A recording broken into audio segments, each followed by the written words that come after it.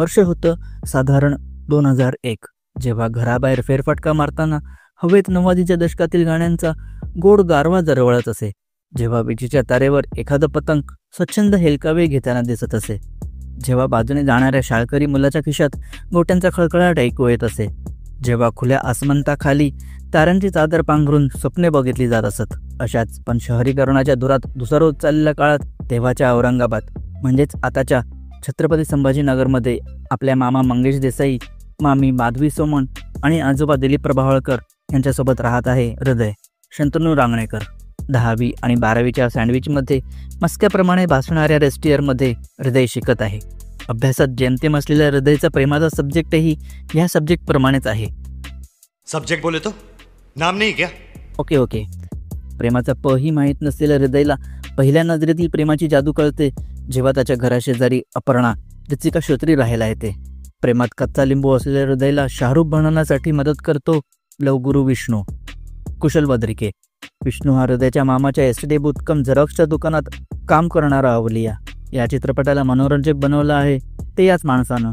Stocking हाच धर्म पाळणाऱ्या हृदयला अपर्णासोबत फिरण्यापेक्षा तिच्या पाठी फिरताना जास्त मजा येते. हृदय हा स्टॉकर होता, पण रिग्रेसिव्ह नव्हता, कारण अपर्णासोबत जवळीक वाढवण्यासाठी त्याचे प्रयत्न हे फिल्मी जरी असले तरी ते निरागस वाटतात.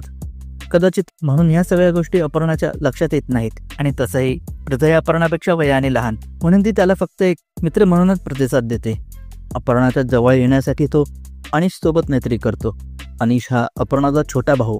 आपल्याबद्दल अपर्णाच्या मनात काय विचार आहेत, तिच्या आवडीनिवडी काय यांचा शोध घेण्यासाठी तो अनिश मार्फत अपर्णाला एक स्लॅमबुक देतो. सगळं कसं एखाद्या परिकथेप्रमाणे सुरळीत चालू होतं.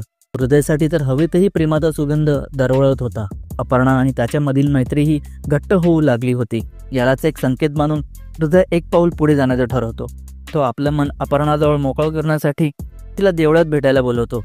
तसं अपर्णाची दररोज मंदिरात जाण्याची सवय हृदयला माहीतच असते, पण त्या दिवशी ती मंदिरात येत नाही. येतात ते तिचे बाबा अभिजित चव्हाण. जसं प्रत्येक परिकथेत एक राक्षस असतो, तसंच इथेही एक आहे ज्याला विनाकारण इतरांच्या आयुष्याशी खेळण्यात मजा येते. नाही, इथे मी अपर्णाच्या बाबांबद्दल बोलत नाही, पण कोणीतरी आहे जो अपर्णाच्या मनात हृदयाबद्दल विष पेरतं. तेही इतकं की निष्पापपणे आपली बाजू मांडणाऱ्या हृदयला अपर्णा भर रस्त्यात कानाखाली मारायलाही मागे पुढे बघत नाही. आणि मग काय, शेवटी जे व्हायचं तेच झालं. हृदयचं काळीज आणि त्याच्या शेजारचं घर पुन्हा रिकामं झालं.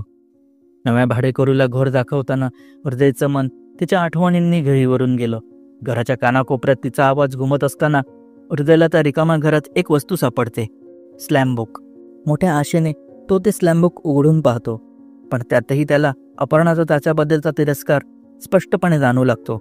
कारण अपर्णाच्या घरातील सर्व सदस्यांची माहिती त्यात आहे, फक्त अपर्णाची नाही. 14 वर्ष उलटून गेली हृदय आणि अपर्णाच्या शेवटच्या भेटीला. पण आज नियतीने हृदयला पुन्हा एक संधी दिली आहे आपली बाजू अपर्णासमोर मांडण्यासाठी. आपलं प्रेम खरं आहे हे तो देवाच्या साक्षीने तिच्यासमोर मांडणार होता, हे तिला सांगण्यासाठी. म्हणूनच आपल्या प्रेमाची कबुली देण्यासाठी तो अपर्णाच्या क्लिनिकमध्ये पेशंट बनून जातो. आपलं नाव सांगितल्यावरही ती त्याला ओळखत नाही हे बघून तो थोडं बिथरतो, पण आता हिंमत हारायची नाही असं मनाशी बांधून आणि आपला जुना स्टॉकिंगचा धर्म पाळून तो तिच्या पाठी तिच्या घरी पोहोचतो. आपली खरी ओळख पटवून तो आपल्या प्रेमाची कबुली देणार तितक्यात तिथे एक व्यक्ती येते, ती म्हणजे अपर्णाचा जोडीदार.